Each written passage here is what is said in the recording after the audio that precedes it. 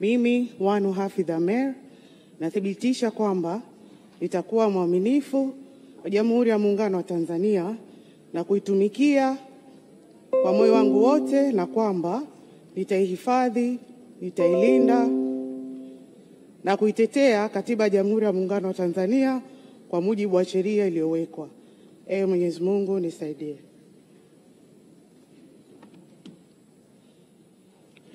Mimi Wanu Hafidh Amer kwa heshima kubwa ninaahidi mbele ya bunge tukufu kuwa nitakuwa mtiifu na mwaminifu kwa nchi yangu Tanzania, na kwamba ninaahidi kuilinda, kuitumikia na kuitetea Jamhuri ya Muungano wa Tanzania kwa nguvu zangu zote na moyo wangu wote.